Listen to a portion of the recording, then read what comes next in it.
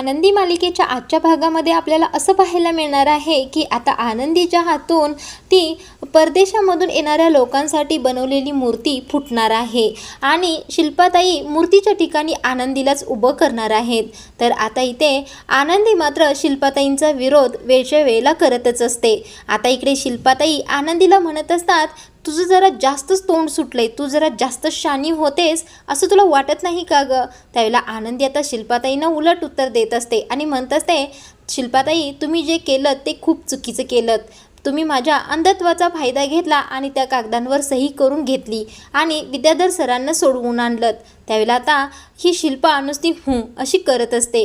आता आनंदी म्हणत असते, तुम्ही माझ्याकडून हे सगळं करून घेतलं, माझ्या अंधत्वाचा फायदा घेतला, हे मी युगंधर मालक साहेबांना सांगायलाच गेले होते, पण मी तिथेच थांबले कारण मालक साहेबांचा तुमच्यावर अतिशय विश्वास आहे आणि त्यांचा तुमच्यावर राग निर्माण झाला असता, तुमच्या दोघांमध्ये वाद झाले असते आणि तेच मला निंबाळकरांच्या घरामध्ये होऊ द्यायचं नाही कारण मला हे घर जोडून ठेवायचं आहे। पण तुम्ही जे काही केलं ते मला अजिबात आवडलेलं नाही कारण युगंधर मालक साहेबांचा तुमच्यावर खूपच विश्वास आहे शिल्पाताई। आता आनंदीचं हे बोलणं ऐकून शिल्पा जास्त चिडते आणि आनंदीच्या गालांना दाबतच म्हणत असते, ए मूर्ख मुली, तुझी जी लायकी आहे ना तेच तुला मी दाखवलं आहे आणि तशीच तुझ्याशी मी वागली आहे, तुझी हीच लायकी आहे। आणि तू काय सांगणार होतीस ग युगंधरला? आमच्या दोघांचं नातं इतकं घट्ट आहे की तू सांगण्याने अजिबात तुटणार नव्हतं आणि तुला काय वाटते, तू हे केल्यानं आमचं नातं आणखीन घट्ट झालंय? तर तसं अजिबात नाही, आमचं नातं इतकं हलकं नाहीच आहे की तू काहीतरी सांगितल्याने तुटेल। आता या शिल्पाताई आनंदीला गळा दाबतच म्हणत असतात, जास्त तोंड चालवायचं नाही माझ्या पुढे, शांतच राहायचं, नाहीतर तुझा गळा दाबून तुला मारून टाकल्याशिवाय मी राहणार नाही बघ। त्यावेळेला आता रागाने शिल्पाताई जात असतात असं म्हणून आणि आनंदी त्यांना म्हणते, शिल्पाताई तुम्ही आज खूपच चुकीचं वागला आहात, युगंधर मालक साहेबांना जे नको होतं तेच तुम्ही आज केलं आहे। खरं तर मालक साहेबांची माफी आज मी तुमच्या वतीनेच मागायला गेले होते। आता मात्र शिल्पाताई आनंदीला काहीच बोलत नाहीत, त्या शांतच निघून जातात। आता इकडे विद्याधर घरातून रागाने निघलेला असतो आणि पिलेला सुद्धा असतो। आता विद्याधर जात असताना पाठीमागून धनश्री धावत आलेली असते। आता त्याच्या हाताला धरूनच, अहो थांबा थांबा, कुठे निघालात तुम्ही असं म्हणत असते, पण त्या विद्याधरला धनश्रीचं अजिबातच बरं वाटत नसतं। धनश्रीचा हात झटकतच विद्याधर म्हणत असतो, ए काय करायलीस, माझ्या कशाला अंगाला हात लावायलीस, कशाला बोंबलायलीस ग, जरा शांत बसतीस का? त्यावेळेला आता धनश्री म्हणत असते, अहो असं काय करताय तुम्ही, तुमच्याबरोबर घरामध्ये जे काही झालं ते मला अजिबात आवडलेलं नाही आणि तुम्ही घरातून असं रागाने जात आहात ते सुद्धा मला आवडत नाही। मी तुमची बायको आहे आणि तुमच्याबरोबर एवढं सगळं घडत असताना मी कशी काही शांत राहू बरं? आणि ते युगंधर भाऊजी तर स्वतःला एकटेच घराचे मालक समजायला लागलेत का? आणि ती आनंदी तर एवढी मूर्ख आहे, तिचा तर मला एवढा राग येतोय, तिने तुमच्यावर खोटा आरोप घातला ना आणि खोट्या आरोपाखालीच तुम्हाला तुरुंगात डांबून ठेवलं, बरोबर ना? आता ही धनश्री आनंदीबद्दलचा राग व्यक्त करत असते विद्याधर समोर। आता ती म्हणत असते, या आनंदीचा तर मला एवढा राग येतोय की तिची चांबडी सोलूनच तिला मारून टाकावं असं वाटतं। आता हे बघून विद्याधर त्याचा डाव साधायला सुरू करतो। तो धनश्रीला म्हणत असतो, होय काय, तुला एवढा राग येतोय काय त्या युगंधरचा आणि त्या आनंदीचा? तर आता आपल्याकडे संधी आहे त्यांच्या दोघांचं आयुष्य उद्ध्वस्त करण्याची, त्यांच्या आनंदाचा कोळसा करण्याची, त्यांच्या दोघांना वाटेला लावण्याचा माझ्याकडे एक प्लॅन आहे। आता विद्याधर धनश्रीला सांगत असतो की आज रात्री घरामध्ये एक मूर्ती येणार आहे आणि ती मूर्ती त्या परदेशीयांसाठी आहे, करोडोंची ती मूर्ती आहे आणि ती दादाने स्वतः बनवून घेतली आहे, काल पार्टीमध्येच मला हे समजलं। त्यावेळेला आता धनश्री म्हणत असते, म्हणजे आपण काय करायचंय आता? त्यावेळेला विद्याधर म्हणत असतो, आपल्याकडे हीच तर सुवर्ण संधी आहे। आता इकडे विद्याधरच्या डोक्यात काहीतरी विचित्र सुरू असतं। तो म्हणत असतो, त्या मूर्तीचा क्षण त्या घरामध्ये निर्माण होणारच नाही, असं काहीतरी आपण केलं पाहिजे।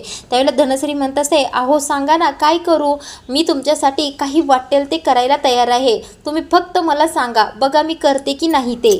आता इथे युगंधर नाश्ता करण्यासाठी बसलेला असतो, तेवढ्यातच शिर्केंचा फोन येतो। आता शिर्के युगंधरला सांगत असतात की मालक साहेब, ती मूर्ती आता घराकडे येतच आहे, ती लोक पोचवण्यासाठी येत आहेत। आता युगंधर शिर्केंना सांगत असतो की आपल्या घरी खूप मोठे पाहुणे येणार आहेत, त्यामुळे सगळी कामं बाजूला ठेवा आणि सगळी दुसरी या बाबतीची कामं वेळेवर अगदी चोख पार पडली पाहिजेत याच्याकडे लक्ष द्या. त्यावेळेला शिर्के हो म्हणतो. आता इकडे घरामध्ये युगंधरची चांगलीच लगबग उठलेली असते. घरातील सगळेच परदेशातून लोक घरी येणार म्हटल्यानंतर तयारीला लागलेली असतात.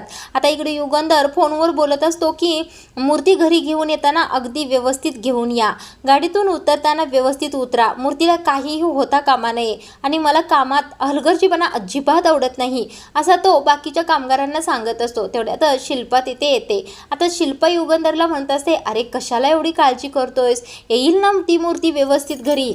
आता इकडे त्या माई, सुनीताताई आणि इतर नोकरांना सांगत असतात की आपल्या घरी परदेशातून पाहुणे येणार आहेत आणि तुम्ही सगळ्यांनी सुद्धा छान तयार व्हा बरं का, आणि सगळी तयारी अगदी व्यवस्थित करा. त्यावेळेला सुनीताताई हो असं म्हणतात.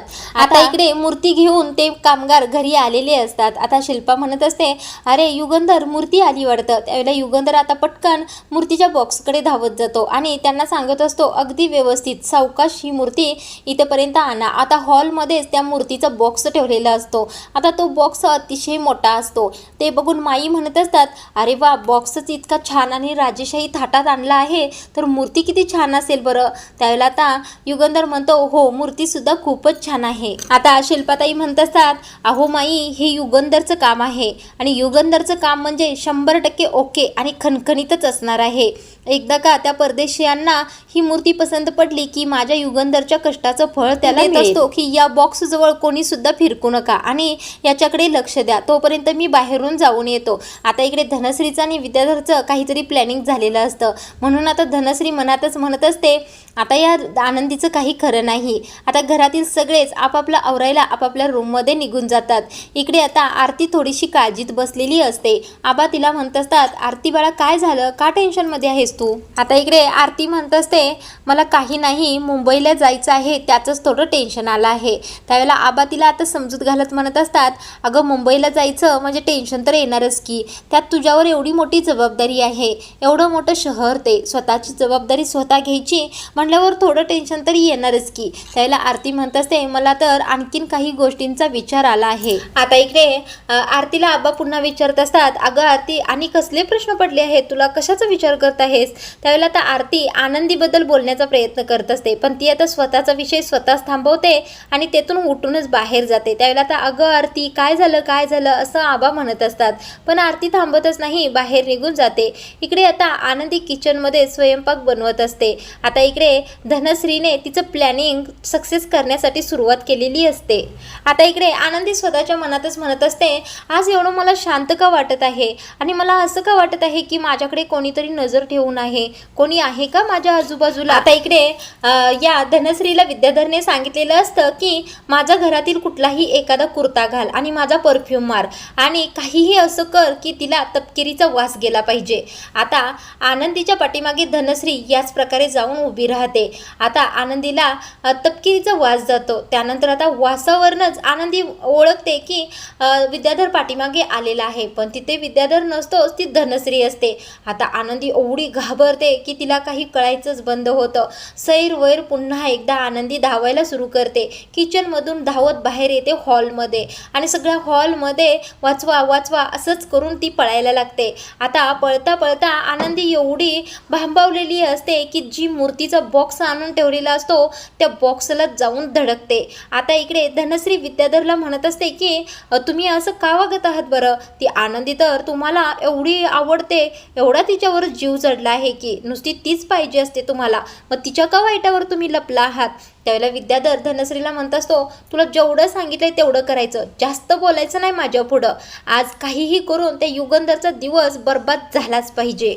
आता विद्याधर धनश्रीच्या गालाला हात लावूनच म्हणत असतो की आणि तू जर माझं हे काम परफेक्ट केलंस तर आजच्या रात्रीचा 1 तास फक्त तुझा, मी 1 तास तुझ्याबरोबर घालवणार, 1 तासातील मिनिट मी तुझ्याबरोबर घालवणार. आता त्यावेळेला धनश्री खूपच खुश होते आणि विद्याधरला म्हणत असते, खरंच तुम्ही असं करणार. आता इकडे आनंदीच्या हातून मूर्ती फुटलेली असते. हे पाहून घरातील सगळ्यांनाच जोरदार धक्का बसतो, कारण आता पाहुणी यायची वेळ झालेली असते आणि मूर्ती अचानक अशी फुटते. म्हटल्यानंतर ते काका डोक्याला हात लावूनच म्हणत असतात, अरे देवा, हे काय झालं, घात झाला घात. आता इकडे आनंदी तर खूपच घाबरलेली असते, म्हणजे तिला कळतच नसतं आता काय बोलावं काय नाही ते. आता शिल्पाताई या आनंदीला कचकन हाताला धरतात आणि म्हणत असतात, काय माझ्या भावाला अवदसा सुचली काय माहीत आणि तुला घरात घेऊन आलाय.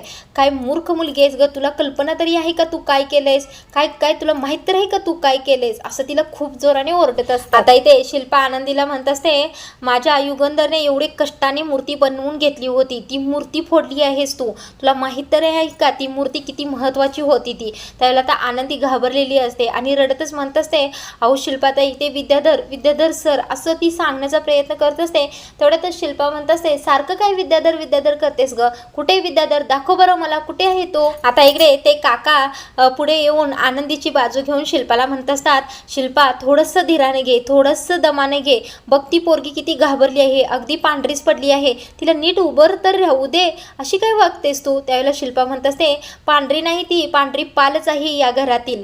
आता आनंदी सांगत असते, मला तपकिरीचा वास आला, विद्याधर सरांच्या परफ्यूमचा वास आला, म्हणूनच मी घाबरले. त्यावेळेला आता शिल्पा गप्प बसतेस की नाही म्हणूनच जोराने ओरडतात तिच्यावर. आता आनंदीला त्या म्हणत असतात, तुला माहीत आहे का तू कितीच नुकसान केलं आहेस, केवढं मोठं नुकसान केलं आहेस. आता या शिल्पाताई एवढ्या उर्मट धावल्या आहेत, एवढ्या उत्ताने आहेत की पाठीमागे वळतात आणि रामू काका तिथे असतात म्हणजे नोकर, त्यांच्या कानाखाली कानखान करून हाणतात आणि कानाखाली हाणल्यानंतर त्यांना म्हणत असतात, अक्कल नाही का तुम्हाला, ही सैरवैर धावते आणि तुम्हाला तिला अडवता सुद्धा येत नाही. आता शिल्पा आनंदीला म्हणत असते, तू मूर्ती फोडलेस नाही, काय द्यायचं उत्तर बरं त्या बाहेरून येणाऱ्या डीलर्सना, युगंधर तरी काय उत्तर देणार आहे त्या सगळ्यांना. आता आनंदी एवढी घाबरलेली असते की ती शांतच उभी राहते. तेवढ्यातच धनश्री येते आणि म्हणत असते, अहो ताई ही मुलगी तर मूर्खच आहे, हिच्या बाबतीत जरा काही घडलं की ही डायरेक्ट माझ्या नवऱ्याचंच नाव घेऊन सुरू होते. आता आनंदी म्हणत असते, ताई साहेब माझ्या हातून चूक झाली, खूप मोठी चूक झाली, मला माफ करा. त्यावेळेला आता शिल्पाताई म्हणत असतात, नुसती माफी मागून हे नुकसान भरून येणार आहे का, तुला या नुकसानीची भरपाई द्यावी लागेल. आता इकडे माई पुढे येतात आणि शिल्पाताईंना म्हणत असतात, हे बघ शिल्पा, आनंदीला शिक्षा देऊन काय होणार आहे बरं, तिला शिक्षा देऊन काहीच फायदा नाही, तर ही मूर्ती जी फुटली आहे ती कशी जोडता येईल याचं आपल्याला पाहिलं पाहिजे. तेवढ्यातच ते काका म्हणत असतात, नाहीतर आपण सरळ युगंधरला फोन करून सांगून टाकूया का हे सगळं. त्यावेळेला माई म्हणत असतात, अगं बोल ना शिल्पा, काहीतरी बोल, आपल्याला काहीतरी केलंच पाहिजे. आता शिल्पाताई मात्र शांतच उभे राहिलेल्या असतात, म्हणून आता माई पुन्हा म्हणतात, अगं शिल्पा काहीतरी बोल, आपण काय केलं पाहिजे, काय करूया आपण. त्याला तर शिल्पाताई म्हणत असतात, आपण जी चूक केलीच नाही ती आपण चूक निस्तरणारच नाही आणि त्याचा विचारसुद्धा आपण करणार नाही. आता त्या म्हणत असतात, ज्या गोष्टीमध्ये आपली चूकच नाही आहे त्या गोष्टीबद्दल आपण कशाला हातपाय आपटायचे, ज्या मुलगीने चूक केली आहे तिनेच ती दुरुस्त करायची. आता कुणालाच काही कळत नाही की शिल्पाताई अशा काय बोलत आहेत. आता माई म्हणत असतात, म्हणजे शिल्पा तुला काय म्हणायचं आहे, काय करेल बरं ती. आता ते काका म्हणत असतात, युगंधर म्हणत होता की कारागीरला ही मूर्ती बनवण्यासाठी 8 दिवस लागले, मग आपण आता ऐन वेळेला काय करणार बरं. आता शिल्पाताई म्हणत असतात, वेळच्या वेळेला जो पुतळा उभा राहणार होता तो पुतळा उभा राहणार आणि त्याच वेळेला राहणार आणि त्याच ठिकाणी राहणार. आता आनंदी मात्र सगळं शिल्पाचं बोलणं ऐकतच उभारलेली असते. आता ते काका म्हणत असतात, म्हणजे काय, म्हणजे कोण, कुठला पुतळा. त्यावेळेला तर शिल्पाताई म्हणत असतात, ही आनंदीच पुतळा म्हणून तिथे उभी राहील. त्यावेळेला आनंदी म्हणत असते, मी कशी उभी राहणार बरं. त्यावेळेला शिल्पाताई म्हणत असतात, हो तूच पुतळा म्हणून उभं राहायचं आहेस. आता आनंदी म्हणत असते, हे कसं शक्य आहे. त्यावेळेला शिल्पाताई म्हणत असतात, तूच ते पॅरिसचे पाहुणे आल्यानंतर पुतळा बनून तिथे उभे राहायचं आहेस आणि जोपर्यंत नवीन पुतळा त्या लोकांना देण्यासाठी तयार होत नाही तोपर्यंत तू हे करायचंच आहेस, एवढं लक्षात ठेव. आता इकडे शिल्पाताई म्हणत असतात की तुला तर ही शिक्षा मिळाली पाहिजे.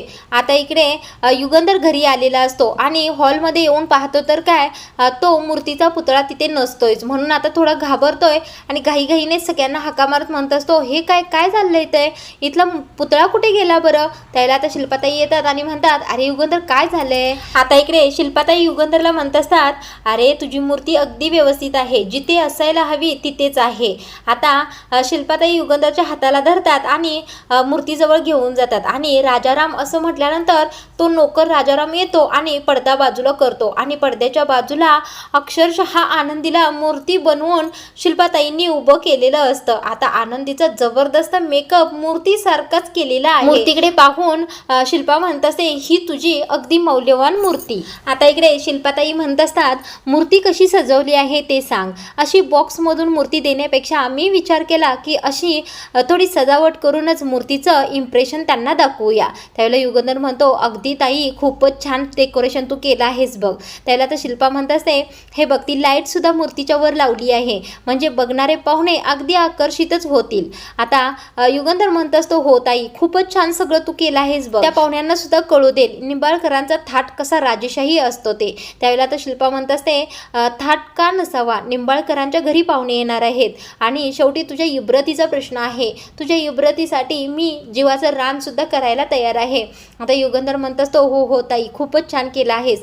युगंधर आता म्हणत असतो, आई बाबा चला लवकर तयार व्हा, कधीसुद्धा आत्ता दारात पाहुणे येतच असतील. आता इकडे युगंधर म्हणत असतो, ते सगळं ठीक आहे, सगळे दिसत आहेत, पण आनंदी कुठे आहे. त्यावेळेला शिल्पाताई म्हणतात, अरे ती तिचं आवरायला लागली आहे. त्यावेळेला युगंधर म्हणत असतो, तिला जरा छान आवरायला सांगा हां. आता शिल्पाताई हो हो म्हणतात. आता आजचा भाग इथेच थांबवला आहे. पुढील भागामध्ये असं पाहायला मिळणार आहे की ते पॅरिसचे पाहुणे घरी आलेले असतात आणि त्यांच्यापुढे या मूर्तीचं प्रदर्शन चाललेलं असतं आणि त्या मूर्तीला पाहून ते लोक तर थक्कच झालेले असतात. आता युगंधर ते एवढे का चकित झाले आहेत म्हणून मूर्तीकडे पाहायला जातो तर त्याला सुद्धा वेगळंच वाटतं. तर आता पुढील भागामध्ये आपल्याला आनंदीला युगंधर ओळखतोय का हेच पाहायला मिळणार आहे. त्यामुळे पुढील भाग खूपच इंटरेस्टिंग होणार आहे. आनंदी मालिकेचा रिव्ह्यू नियमित ऐकण्यासाठी चॅनलला सबस्क्राईब करा.